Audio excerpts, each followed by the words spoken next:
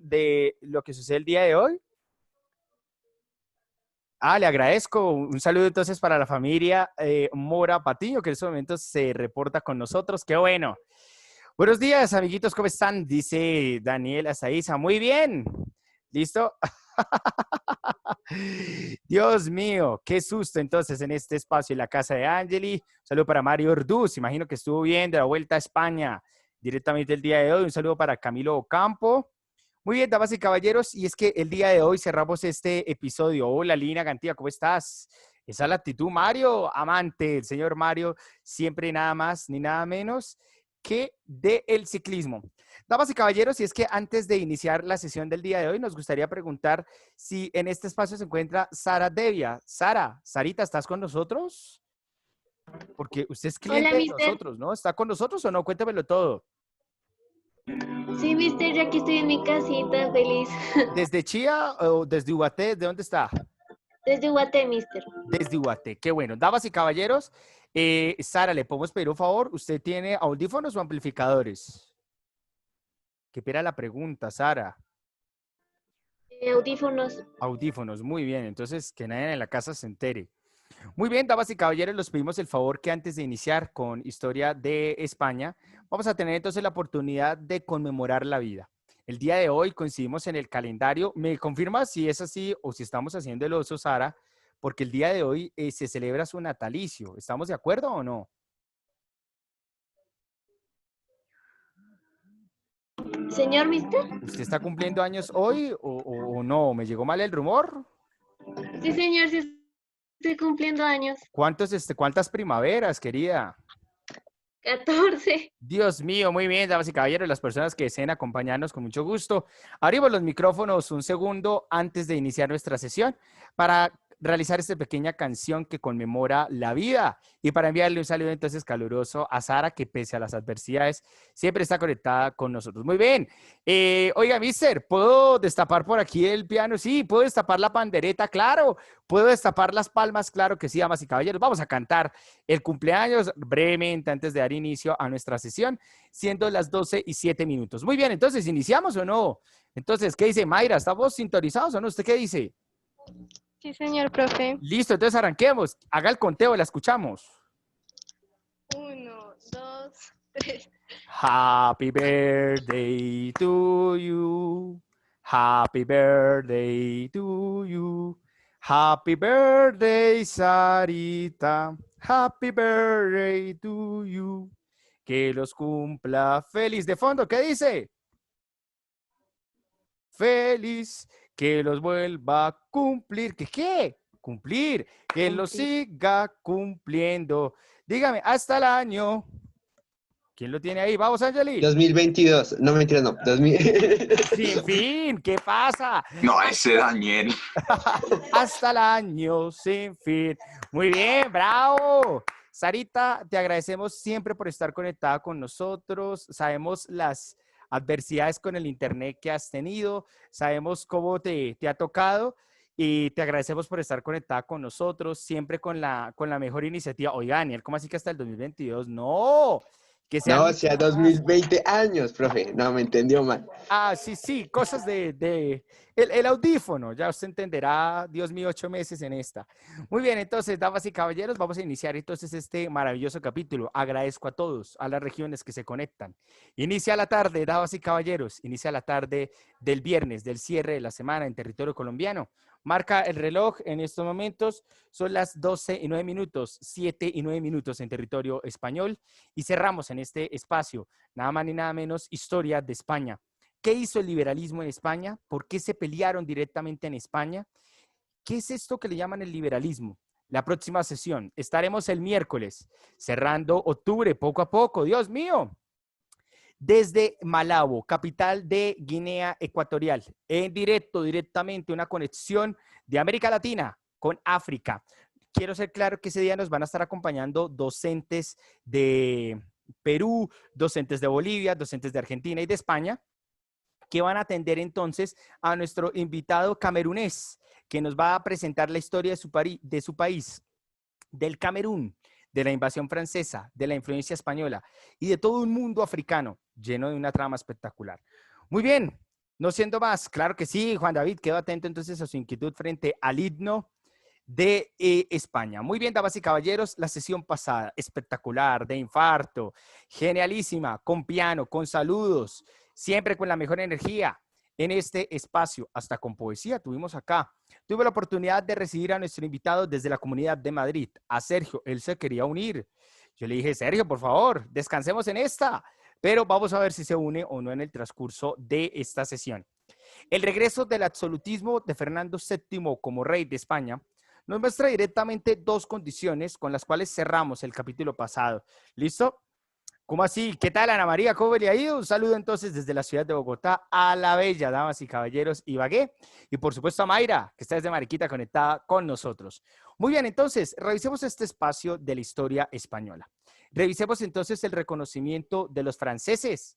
Revisemos directamente por qué el Tratado de Valencay, el 3 de diciembre de 1813, hace que Napoleón Bonaparte reconozca a Fernando VII como rey legítimo de España. Esto nos va a presentar a nosotros el siguiente panorama. Y es que una vez que Fernando VII es reconocido por Napoleón, vamos a tener ahora un retorno de la monarquía absoluta, aquella que fue refutada, aquella que existía en la cabeza de la minoría de la burguesía española, regresa ahora al trono. Y es que Fernando directamente va a presenciar una crisis en la corte de Cádiz. Sí, aquella corte que redactó nada más ni nada menos que la Constitución de Cádiz, aquella que dio el giro de la monarquía absolutista a la monarquía parlamentaria. Y eso va a llevar a que dentro de la corte las divisiones entre el absolutismo y nada más ni nada menos que entre la idea de la monarquía parlamentaria llevara a que existiera una traición, oígase bien, a esta hora, 12:12 en territorio colombiano, una traición dentro de la corte, y es que la facción, los integrantes de esa corte que quería ser nada más ni nada menos que absolutista, va a elaborar un documento que se llama Los Manuscritos Persas para entregarle el poder del absolutismo a Fernando VII. Cuéntamelo todo si hemos tomado nota de este espacio, porque con la llegada de los manuscritos persas, vamos a encontrar en el manifiesto persa, me disculpo, manifiestos persa, va a llevar a que Fernando VII, nada más ni nada menos, acepte la corona española en mayo 4 de 1814 y con el regreso del absolutismo, el panorama español se parece más al latinoamericano que al europeo. Muy bien, cuéntamelo todo en este espacio, cómo vamos, si lo tenemos, si no lo tenemos. Un saludo a las personas que se acaban de integrar a este espacio. Historia española, del país que tú vas a recorrer prontamente. Existieron preguntas, por ejemplo, la de Ángel Doblado, que decía si los rencores entre españoles y franceses son cosa del pasado o si al marinaje del vino se han acabado. Lo vamos a consultar en este espacio, no se preocupe, Ángel, y estamos a una diapositiva para darle respuesta a su pregunta.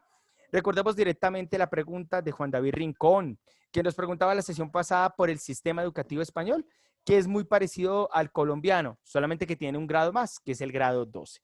Muy bien, cuéntamelo todo, marca el reloj, las 12:13. ¿Cómo vamos? ¿Usted tiene preguntas, inquietudes del país que usted muy pronto va a recorrer? Un país que en este momento era casi el 90%, si no el 80%, para ser un poco más optimista, de campesinado analfabeta, donde los que sabían leer y escribir eran pocos y querían cambios, donde el sacerdote no era solamente el guía hacia la luz espiritual, al más allá, sino que se convertía en una persona que hacía proselitismo político, porque los sacerdotes en España también estuvieron en el gobierno y, por supuesto, estuvieron en el poder. Cuéntamelo todo, ¿cómo vamos? Un saludo para Q, Diego, ¿cómo vamos, hombre? ¿Cómo está Villado? ¿Mucho calor? Cuéntamelo todo, si ya lo tenemos Hola, entonces más que mister. listo. Sí, sí, mucho calor. Mucho calor Ha con la estado niña. lloviendo, pero eso hace como que se vuelva húmedo y se Sí, vuelve más desesperante. oiga, yo Toca veré prender el aire. conectado con nosotros, al igual que a los demás, a nuestros amigos que siempre están con nosotros, conectados para recibir a nuestro invitado de Camerún, desde Guinea Ecuatorial, muy internacionales. Ana María, la escuchamos su pregunta a esta hora de la tarde. Hola, mister. ¿Qué tal, querida? Te escuchamos. Mister, yo todavía no entiendo a personas que realmente no saben sobre política o no saben cómo administrar un país, ¿sí? O sea, en ese caso estamos hablando de los sacerdotes o lo que es el clero. era como, no sé, se me hace a mí que es como, no injusto, sino más como ilógico que lo hagan, ya que, o sea, creo que para mantener un país y mantener todo en orden y hacer las cosas bien, uno tiene que transcurrir por un proceso político, ¿no? Y saber ciertas normas y todo eso. Pero llegar así como así, simplemente a decir algo, porque es el mandado por Dios, a mí no se me hace. Hay un texto que puede aclarar, hay dos textos que pueden aclarar y orientar la duda. Por un lado está el texto de la francesa Mircea Eliade, quien construye cuál es la influencia del mito y la religión en el pensamiento del ser humano. El mito y la religión siempre van a generar una incertidumbre y como no tenemos una respuesta, ni desde la religión ni desde el mito, eso va a llevar a que el poder sea en ese espacio una herramienta para manipular las mentes que tienen dudas, para poderlas justificar. Voy a colocar un ejemplo. Ninguno de los presentes tenemos una certeza frente a lo que sucede después de morir. Ninguno. No existen estudios científicos más allá de lo físico, más no del marco espiritual. Las respuestas que encontramos están en el marco de los mitos y en el marco religioso, lo que hace que se manipule una pregunta de qué pasa después de la muerte. Es allí en donde la política y la religión ven un espacio para convencer a las personas y atraerlas siempre hacia una idea política. Entonces, los mitos y la religión, en términos de ciencia política de Mircea Eliade y de Michel Foucault, son narraciones manipulables que se utilizan como herramientas para siempre ganar adeptos y poderlos manipular. Si yo les digo que ustedes siguen mi narrativa discursiva en términos ya de grado décimo, yo se lo estoy tratando más de décimo que octavo. Entonces, si uno les dice a ustedes que sigan mis ideas que les va a dar a ustedes la respuesta a lo que sucede después de la muerte, muchos de ustedes van a empezar a buscar si es cierto o no. Y como no tienen respuesta y no hay una evidencia que los aleje de mi propuesta, muchos de ustedes tendrían que seguirme. Y ahí es en donde vamos a encontrar cómo se manipula los miedos de las personas, los vacíos, para poderlos atraer hacia el marco político. Es así que los sacerdotes, como sujetos políticos, se creían dueños de esta respuesta, de qué es lo que sucede después de la muerte. Y es ahí en donde los sacerdotes católicos creen que deben administrar y orientar al pueblo para que sea justo frente a esa figura que le llamamos Dios, otros le llaman Alá, Torá, y a partir de ahí, Buda y demás, y a partir de ahí, construir el camino para la vida eterna. Y es una manipulación de las incógnitas. ¿Para qué? Para poder dominar.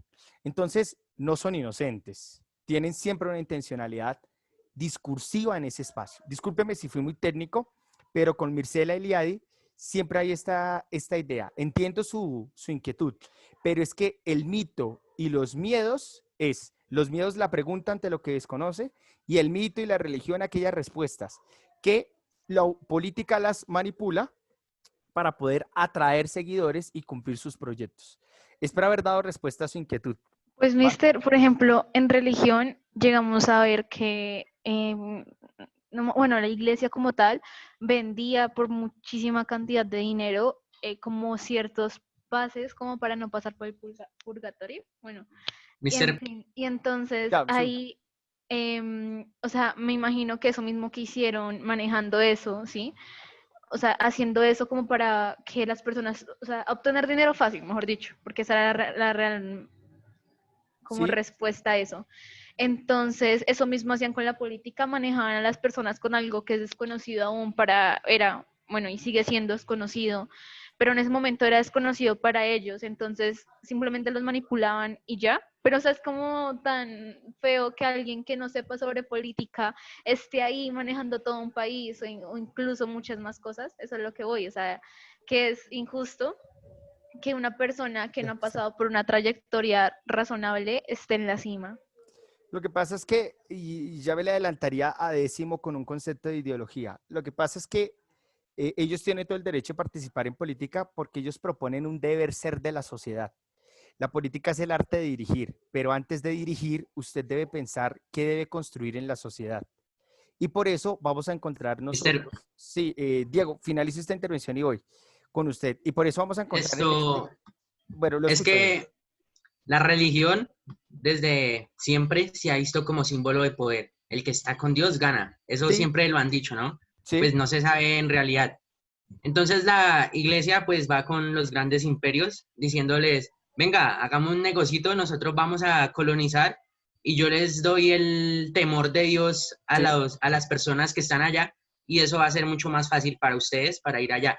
Y ustedes nos dan una parte de la tajada de oro, minerales, de todo lo que saquen de allá.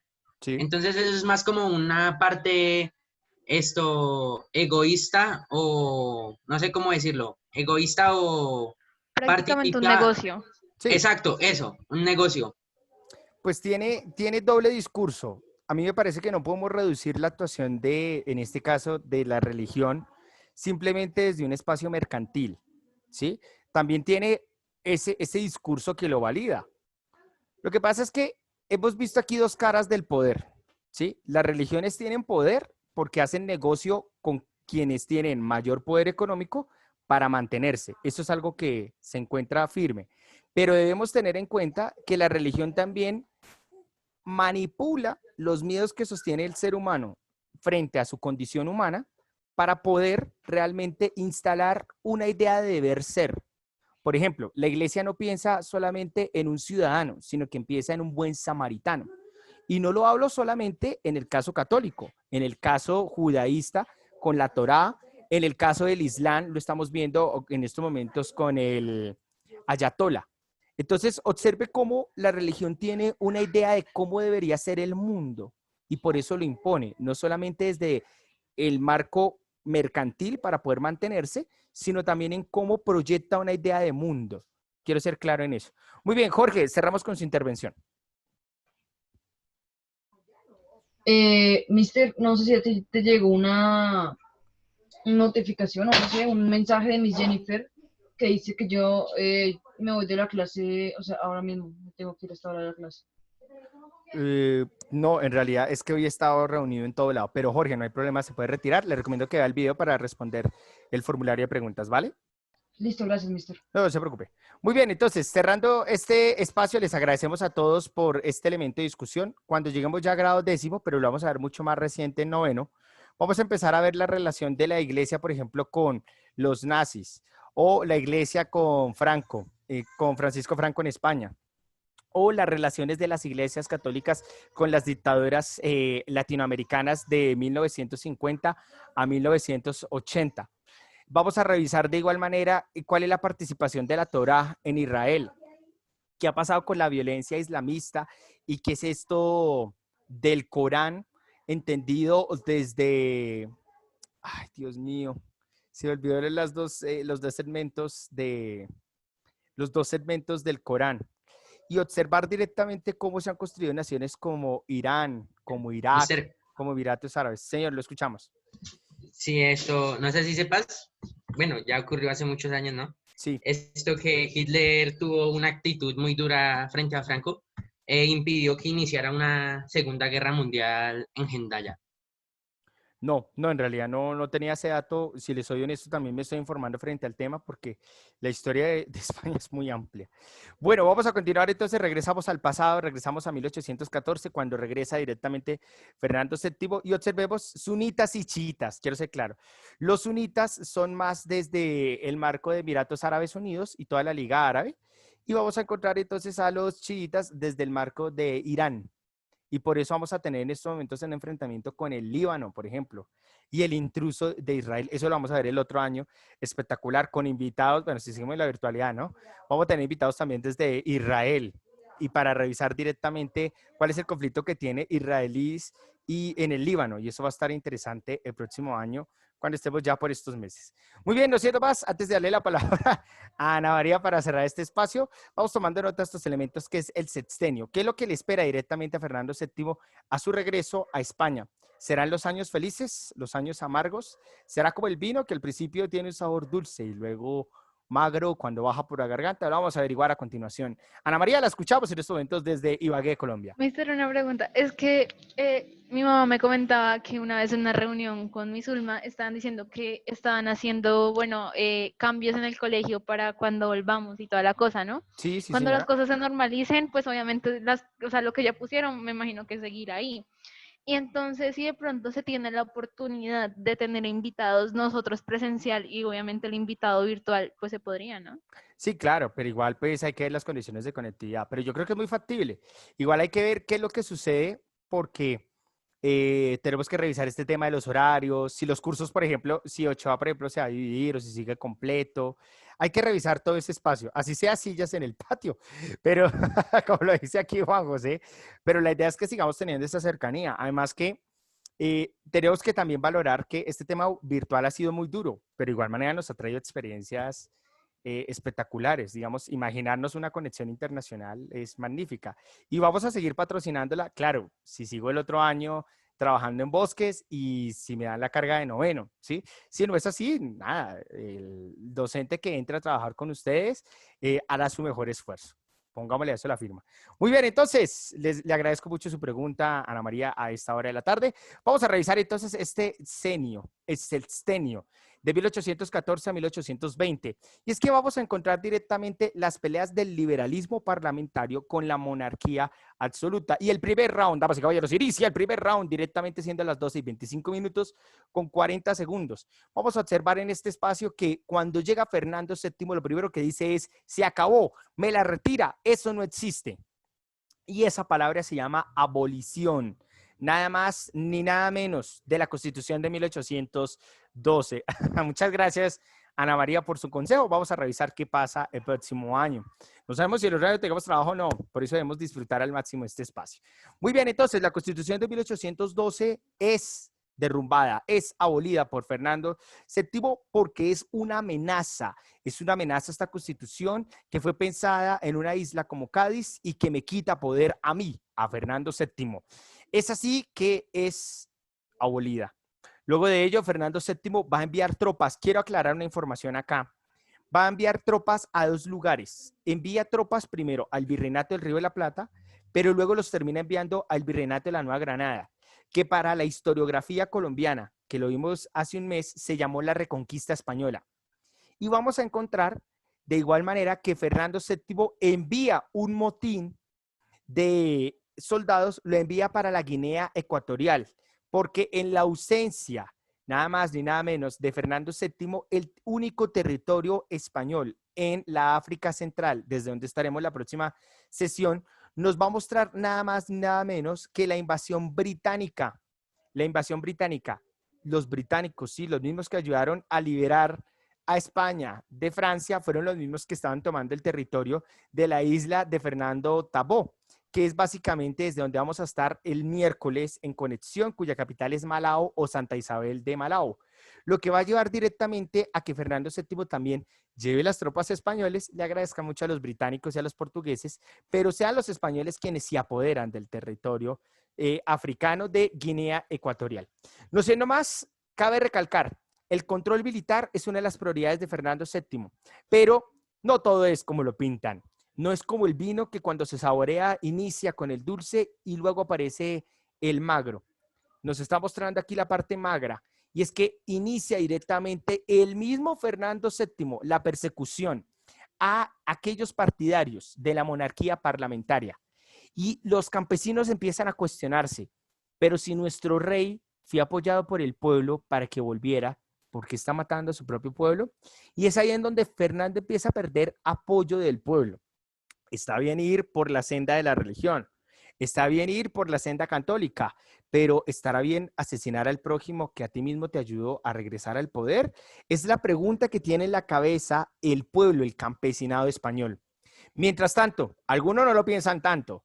En unión de los campesinos y los militares se empiezan a levantar por Zaragoza, por Sevilla, se empiezan en La Coruña, en Barcelona, en La Rioja, empiezan a existir levantamientos para exigirle el regreso de la Constitución de 1812 y durante esos 6 años la respuesta de Fernando sigue siendo la sangre, sigue siendo la misma que pintaba directamente Goya en los fusilamientos, sigue estando la violencia de Fernando VII frente a su pueblo. Eso va a llevar a que Fernando VII, habiéndose enterado de la maniobra de Simón Bolívar el 7 de agosto de 1819, donde los españoles pierden la capital de Bogotá, que es la capital del virreinato de la Nueva Granada, Fernando VII prepara específicamente a sus soldados para aplastar a Simón Bolívar. Y es ahí, dame un segundito, y es ahí en donde vamos a ver que desde diciembre, en pleno invierno, organiza la tropa para aplastar a Simón Bolívar, pero en las costas de Cádiz, aquella isla que mostró un cambio para el mundo español, las tropas americanas se van a levantar y van a decir, no tomaremos el barco para América, sino para recorrer a toda España para que comprenda, y esto se le va a llamar el pronunciamiento de Rafael del Riego, que es un militar que decide enfrentar a Fernando VII y le va a exigir desde el pronunciamiento, con presión militar, que regrese la Constitución de Cádiz de 1812. Y eso va a permitir que este señor, Fernández del Riego, salga del puerto de Cádiz, ingrese a Sevilla y de Sevilla empiece a marchar y los campesinos lo empiecen a apoyar hasta llegar a Madrid. Y es ahí en donde este militar levanta directamente un pergamino y lee lo que se va a conocer como los pronunciamientos, donde él dice que le exige a vuestra majestad, Fernando VII, el regreso de la Constitución de 1812 por el bienestar de los españoles.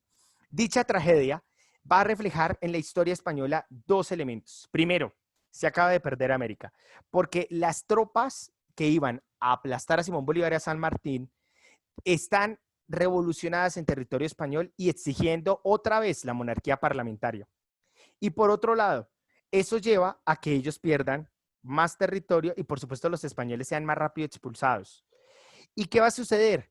La otra tragedia es que Fernando VII tiene que sacar esta frase bastante hipócrita.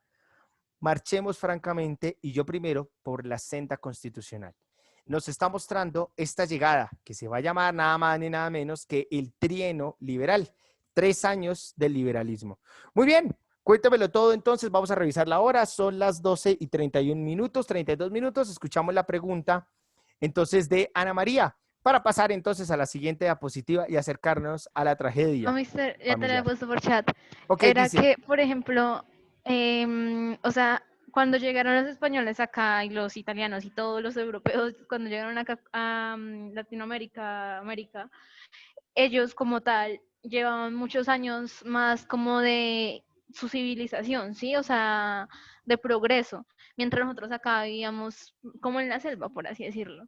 Entonces, mi pregunta es más o menos cuántos años de avance nos llevan ellos. bueno, cuando llegó Cristóforo Colombo, que así se llama en realidad, porque los españoles robaron el nombre de Cristóbal Colón, pero es Cristóforo Columbus, así se llama él.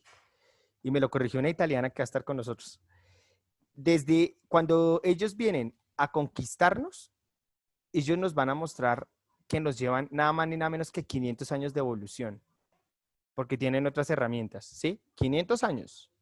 Pero en la medida que hemos estado pasando el tiempo, ya lo hemos reducido a 50 años. La brecha entre Europa y América es de 50 años, para que lo tengamos en cuenta. Le agradecemos por su pregunta. Muy bien, entonces vamos a continuar a esta hora. Son las 12:33 minutos en territorio colombiano, 12:34 minutos, 7:34 minutos en territorio español. No sé más, le vamos a dar clic en este espacio y es que hemos llegado a, esta es la primera revolución más fuerte que va a tener España, que se llama el trienio liberal. Oiga, mister, pero se hemos observado que en Cádiz habían dado el surgimiento de la monarquía parlamentaria, porque usted dice que es la primera vez que aparece el liberalismo en España. Porque es que una cosa es decir, sin el rey presente, que somos una monarquía parlamentaria. Y otra cosa es decir ahora, con el rey ahí, tómalo en tu cara, que ahora somos nada más ni nada menos que monárquicos parlamentarios. Eso nos va a llevar a nosotros a la primera revolución liberal española. Y la primera revolución liberal española nos va a mostrar estos 3 pasos. El primer paso, las cortes y el monarca se van a sentar para gobernar durante 3 años juntos. Pero, seamos honestos, Fernando VII no toma tinto con la corte, ni mucho menos té. Fernando VII se va a confabular con Portugal, que Portugal acaba de tener una crisis, que es la independencia en 1821 del Brasil, porque el príncipe decide pelear con el rey y ahora va a fundar el príncipe del Reino del Brasil. Y se independiza el Brasil de Portugal. Portugal no decide apoyar más a España en esta cruzada por expulsar a su ejército parlamentario. La Alianza Santa le muestra que los ingleses están firmes con él, pero están un poco alejados. Y por supuesto los franceses, donde ya se expulsó a Napoleón Bonaparte, llegó este intruso, que es el tío del rey que habían decapitado, y se va a llamar el rey de Francia, Luis XVIII. Y Luis XVIII sí le va a ayudar a Fernando VII con una invasión, y es que va a llevar 134,000 soldados franceses a invadir España, que están a favor de la monarquía absolutista, y cuando invaden toda Francia, el ejército que estaba preparado para ir a América y que estaba garantizando durante esos 3 años la monarquía parlamentaria no tiene cómo defenderse.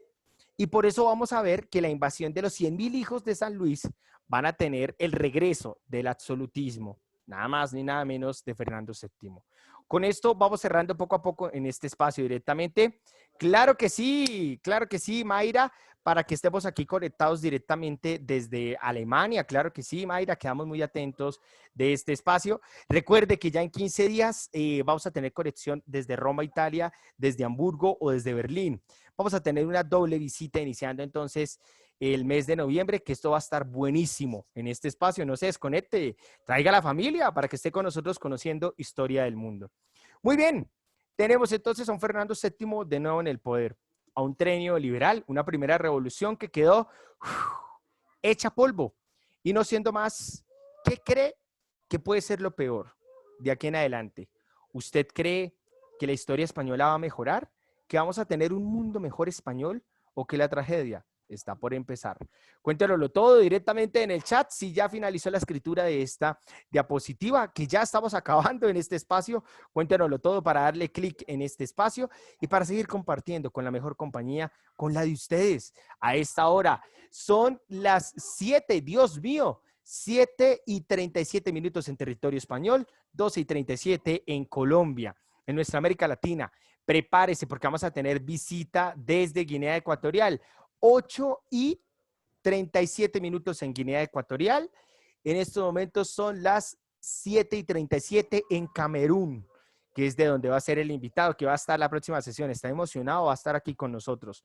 Volvamos a España, antes de prepararnos entonces a nuestro viaje internacional.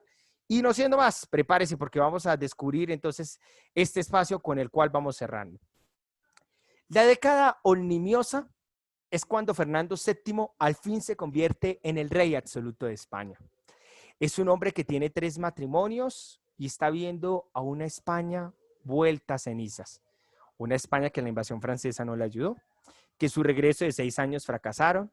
Es una España que no ha levantado cabeza, que los vinos, el bacalao y el aceite de oliva no se mueven. Es una España que está reconstruyéndose. Es una España que se entera que Simón Bolívar y el general San Martín salen victoriosos en la batalla de Ayacucho y liberan a la América Latina. Es una España donde es costumbre escuchar las malas noticias.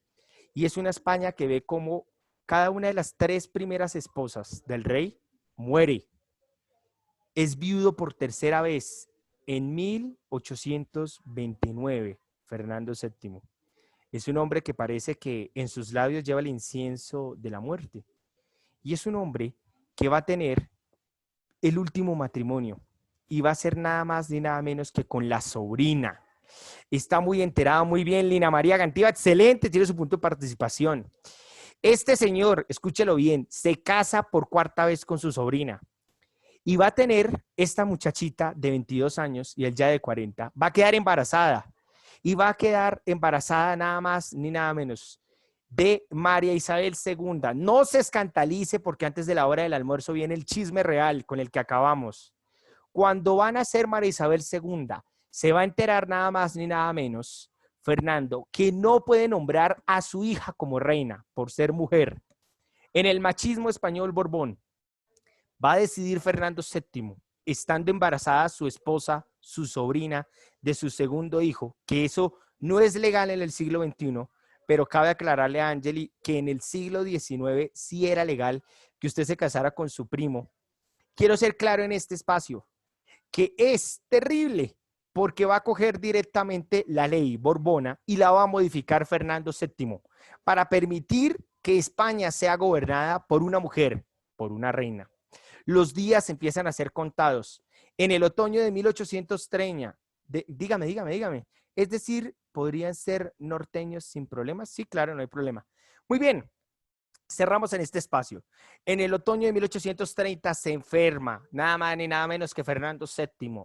Su mujer está embarazada y mientras su mujer, que en realidad es su sobrina, está embarazada de su segunda hija. La pequeña nace, la pequeña María Isabel ya lleva 6 meses intentando poco a poco dar sus primeros gateos. Y en ese espacio el hermano, el infante Carlos María Isidro, lo que quiere hacer es derribar esa ley. Porque lo que a él le interesa, al infante Carlos María Isidro, es quedarse con la corona española. El abuelo odia que su nieta vaya a asumir el poder por culpa de las decisiones de su hermano casi nuero. En esta triada y en este hilo, como una telaraña, vamos a empezar a observar que se recupera nada más ni nada menos que Fernando VII de la convalecencia. Y le ratifica a su hermano que no va a ser rey, que la próxima reina va a ser mujer y nada más ni nada menos que va a ser su hija, María Isabel II. Pero la vida, como la de Bolívar, como la de San Martín, como la de Napoleón Bonaparte, nos muestra que los hombres con poder les hace falta vida para seguir haciendo proezas. Y en el lecho de muerte, asfixiado, muere directamente Fernando VII. Fernando VII muere en 1830, 3 años después de su enemigo, de Simón Bolívar. Contemplando Fernando VII cómo se fragmentan las nuevas naciones latinoamericanas y observando directamente cómo es imposible volver a reconquistar. Fernando VII se queda con 3 colonias.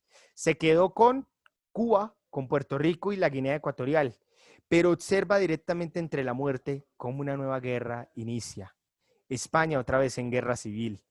Los que defienden directamente a María Isabel, a una bebé de 3 años que es destinada a ser reina. Y el inicio en el otro bando de una guerra del mismísimo tío o casi abuelo. Hablamos nada más ni nada menos que del infante Carlos María Isidro, que va a emprender una guerra y va a mover a los campesinos para que lo respalden y él sea quien con su espada prive de la vida a su nieta sobrina, para que él se quede con el poder. Es ahí en donde vamos a tener el inicio de las guerras carlistas. Una España que vuelve ahora a la pólvora, a la espada, a los caminos de sangre, nada más y nada menos que por poder. ¿Quieres saber qué pasó? ¿Quieres saber quién ganó? A un clic de averiguarlo. Preguntas en estos momentos en el chat. Nos está diciendo, Mister, ¿el pueblo estaría de acuerdo con que María Isabel fuera reina? Claro, porque era un legítimo vínculo por ser hija de Fernando VII. El vínculo era directo. Y por otro lado, vamos a observar que Carlos Isidro nunca tuvo el apoyo total de las personas. Pero vamos a encontrar directamente en este espacio como Carlos María Isidro, el infante, manipula al campesinado para mostrar que es un hombre el que puede llevar las riendas de una nación, no una mujer. Esto es machismo español puro del siglo XIX. Y como la reina se va a defender ante la cabalgata que viene su padre y a la vez adversario. Lo vamos a averiguar a continuación a un clic quién ganará, qué pasará con España, porque de la España de la monarquía parlamentaria absolutista, entramos ahora directamente a las guerras carlistas. Y como dice aquí Ana María Maya, dice, sí, confirmo, para algunas personas lo más importante es sentirse superiores. Grande la palabra. Amalia, usted está con nosotros, no la sentimos en este espacio. Muy bien, comienza la guerra carlista. Una reina en brazos que en 1833 tiene solamente 3 años y va a acabar una guerra en 1840. ¿Pero quién ganará? El juego por el tipo de la monarquía carlista, que los carlistas, que son básicamente los que están con el infante, con el hermano del muerto rey, ellos van a pelear por el absolutismo y ellos quieren realmente a los hombres en el poder. Vamos a revisar, regálame un segundito, Juan David, y por otro lado vamos a revisar que una bebé con 3 años representada por la reina regente, más preocupada por volverse a casar y sentirse bella que por el poder, vamos a encontrar entonces que la mamá de Isabel II va a buscar directamente ayuda en aquellos hombres que buscan la monarquía parlamentaria, que están detrás de la reina absolutista. Un caso parecido a lo que vimos hoy en Colombia, poderes que ayudan a estar siempre en la parte alta, pero que en realidad son los que gobiernan. La cara simplemente no importa qué gesto tenga. Y es así que con el apoyo de los liberales y afrancesados que apoyan a la pequeña Isabel, que empieza a crecer, a aprender poco a poco a hacer los garabatos de la escritura, a distraerse en muchas cosas, es así que vamos a tener la llegada de la monarquía parlamentaria en el reinado de Isabel II, donde el liberalismo va a escribir en estos momentos la siguiente guerra civil española, de 1853 a 1886, donde España empieza a seguir peleando entre parlamentaria y liberal o absolutista y conservadora católica. Un mundo lleno de sangre de aquí para arriba en la historia, hasta que va a llegar nada más ni nada menos el general Francisco Franco en 1933, un capítulo que veremos precisamente en 8 meses. No siendo más, marca el reloj entonces la hora, son las 12:45, 46. ¿Preparados? ¿Es la reina Isabel de Inglaterra? No, no es la reina Isabel de Inglaterra. Esta es la reina Isabel II de España, para que lo tengamos más que claro. Muy bien, cuéntamelo todo si ya lo tenemos entonces más que listo, porque como lo que dice aquí Angeli, Isabel II ya era perseguida y deseando ser asesinada desde muy pequeña por su propia familia para robarle el trono. Sí, señora, tal cual como le está diciendo a esta obra.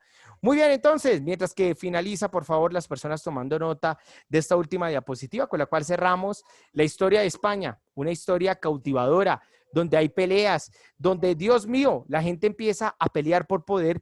Llegó el momento entonces de enviarles el link para responder 5 preguntitas muy fáciles frente a este episodio de la historia española. Nos preparamos para observar qué pasó en Francia, qué pasó en Inglaterra, qué pasó en Italia y qué pasó, por supuesto, en Camerún, en una conexión que vamos a tener la próxima semana. ¿Será que el liberalismo solamente peleó por tener una monarquía absoluta o parlamentaria? ¿Será que el liberalismo, que es aquella que habla de las 3 ramas del poder, que es aquella que habla de la libertad y el cuidado de la propiedad privada, cómo va a llegar al África? ¿Qué idioma hablarán en África? ¿Qué color tiene la esclavitud o la libertad? Lo vamos a ver Mister, entonces. nos mandaste el mismo de la vez pasada. Es el link del examen, quiero ser claro, del examen. ¿Ya? De la vez pasada. Ya lo Sí. mandaste en la clase pasada. ¿Y ahora? ¿Ya hicieron el examen? No. Sí. Es que, bueno, o que alguien me confirma a ver si solamente a mí, pero cuando uno entra al link, o sea, me sale, ya respondiste, o sea, tiene el nombre de examen. Luego Bueno. pongo ver la puntuación y ya están las respuestas. Sí, a mí me pasa lo mismo, profe. Eso fue lo que hicimos, ¿qué clase? Ah, sí, señor. Eso lo hicimos aquí en clase. Perfecto. A mí también me aparece eso, mister. Discúlpeme. Sí. Es que hay dos espacios acá. Perfecto. Sí. Ya aquí se lo cambié. Discúlpeme. Así cerramos. Ahora sí, ¿me confirman? Unas preguntitas muy sencillas. ¿Me confirma entonces y ahora sí? ¿Me confirma entonces? ¿Qué, mister? Ah, perdón. Es que se le envió a Juan David. Muy bien, ahora sí. ¿Me confirma? ¿Qué hubo, Angeli? Ahora sí, cuéntamelo todo. Daniela Estaiza. Juan José, ¿sí? ¿Ya lo tenemos? Ah, listo, perfecto. La valoración de nuestra visita. Muy bien, no siendo más, entonces cerramos este escenario. Les agradecemos a todos. Siempre recuerden que estos formularios tienen una valoración espectacular. Nos acercamos cada vez más al cierre del año. Muchas personas están ansiosas, estresadas. Otras están a la expectativa de ver en esta pantalla los idiomas del mundo, los territorios del mundo, los colores del mundo, su historia y nada más ni nada menos que su representación. Mi nombre es Mr. Alexander Aponte Peña. Le invito, por favor, siendo las 12:49, a diligenciar este pequeño formulario para que lo tengamos en cuenta. Espero que realmente comprenda la historia de los destinos que usted muy pronto va a visitar. Para la próxima sesión vamos a tener entonces las consecuencias del liberalismo. Aquel que vimos en Inglaterra, que hizo el surgimiento de la burguesía. Aquel que impulsó la Revolución Francesa. Aquel que Simón Bolívar trajo a la América Latina y hizo llamar la primera República de Colombia, o la Gran Colombia, aquella que hizo construir las peleas entre centralismo y federalismo, entre el Partido Liberal y Conservador. Aquel pensamiento liberal llegó al África. ¿Y con qué historia va a llegar? Aquí lo vamos a revisar, porque la colonización africana no fue solamente con la traída de los esclavos a la América Latina, sino también con el triángulo mercantil, que tanto lo conocemos, sino también con una historia, ahora política, enseñando la lengua del dominante. ¿Será que la hora del té estará? ¿Será que Fontainebleau lo vamos a ver en este espacio? ¿Qué idioma hablará la esclavitud Mister, aquí en este espacio? Cuéntemelo todo. pero entonces no le pudieron nunca hacer, ¿o sí? Me perdí en esa parte, que sí le pudieron o no le hicieron nada a la reina Isabel II. No, ella ganó la guerra. Ella la O ganó. sea, ahí termina todo, literalmente. Ahí acaba esta primera parte. En grado noveno iniciaremos desde 1840 hasta 1978 para entender quién es Francisco Franco. Ahí vamos. No les puedo seguir adelantando porque si no ya entramos a noveno. Les agradezco enormemente, además que los invitados internacionales están espectaculares. Les agradezco enormemente por su tiempo, siempre por su conexión y siendo las 12:51 cerramos nuestra sesión. Un abrazo enorme para todos. Gracias por su audiencia, por su compañía y lo esperamos Chao, la próxima mister. sesión aquí. Chao, hombre. Un saludo para las regiones. Cuídense muchísimo, que la pasen Chao, muy mister. bien. Y nos Chao, vemos muy pronto desde el profe. Colegio Bosques de Sherwood. Cuídense muchísimo. Hasta la próxima. Hasta la actitud, Daniel. Oye, preparado, ¿no? Yo veré cómo le va con su francés, hombre, para recibir a nuestro invitado. Cuídense mucho, que ¿Qué? estén muy bien. A mister. ¿Qué?